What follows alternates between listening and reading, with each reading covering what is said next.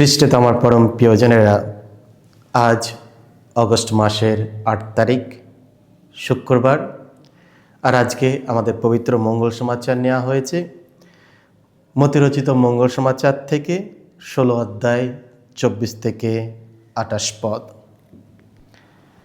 যিশু একদিন তার শিষ্যদের বললেন, কেউ যদি আমার অনুগামী হতে চায় তবে সে আত্মত্যাগ করুক এবং নিজের ক্রুশ তুলে নিয়ে আমার অনুসরণ করুক।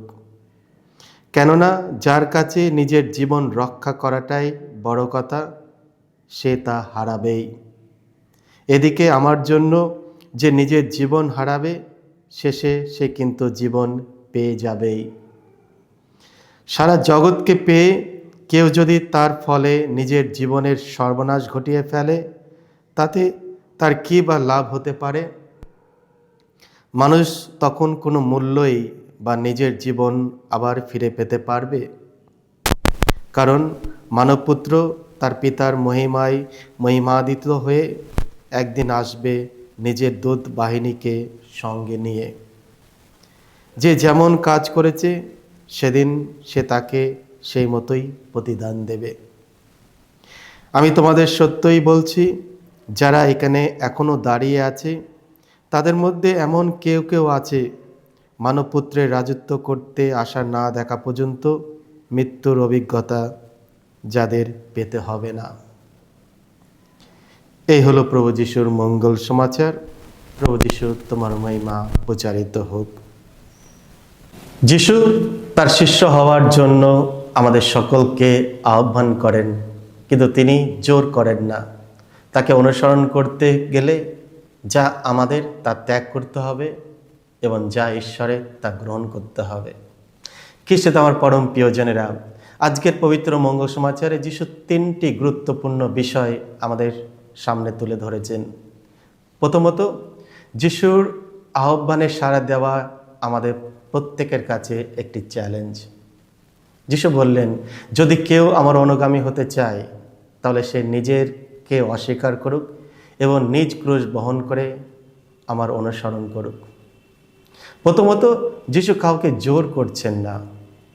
যদি শব্দটি এখানে একটি সত্য হিসাবে ব্যবহার করা হয়েছে, এটি কেবল তাদের জন্য প্রযোজ্য যারা নিজের ইচ্ছায় তাকে অনুসরণ করতে চায়।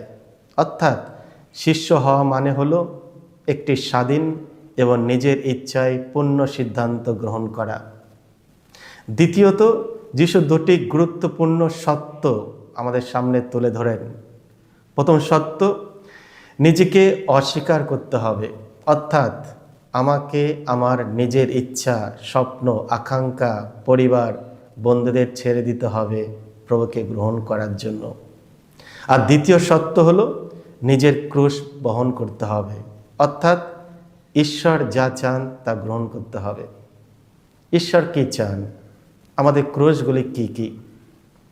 আমাদের ক্রুশগুলি হলো আমাদের সংসার জীবনের যত দুঃখ কষ্ট, ছোট ছোট ঝুট ঝামেলা, ঝগড়া, অশান্তি, ভুল বোঝাবুঝি, ব্যর্থতা, পরাজয়, মানুষের বা প্রিয়জনদের অবহেলা ইত্যাদি। এই সবগুলি গ্রহণ করতে হবে। আমরা যিশুর অনুসারী হতে পারি না যদি আমরা তাকে আমাদের মতন করে অনুসরণ করতে চাই, বরং আমাদের অনুসরণ করতে হবে তার মতন করে, তিনি যেভাবে চান। তাই আমাদের নিজেদের যা কিছু আছে, আমাদের চিন্তা, আমাদের ভাবনা, ইচ্ছা, আমাদের স্বপ্ন, আকাঙ্ক্ষা, সব ঈশ্বরের ইচ্ছার ওপর ছেড়ে দিতে হবে। দ্বিতীয়ত, এটি একটি প্যারাডক্স বা বিরোধময় সত্য। যার কাছে নিজের জীবন রক্ষা করাই বড় কথা, সে তো হারাবেই। এদিকে আমার জন্য যে নিজের জীবন হারাবে, শেষে সে কিন্তু জীবন পেয়ে যাবে। মতি 16:25। এটি আমাদের চিন্তা ভাবনার সম্পূর্ণ বিপরীত। এটি একটি প্যারাডক্স বা বিরোধময় সত্য। যিশু যখন বললেন নিজের জীবন হারাবে, তখন তিনি আত্মমলিকানার বিষয়ে বলেছেন। তিনি বোঝাতে চাইছেন আমাদের জীবনের ওপর নিজের অধিকার ত্যাগ করতে হবে আমাদের সব মায়া সব ত্যাগ করতে হবে।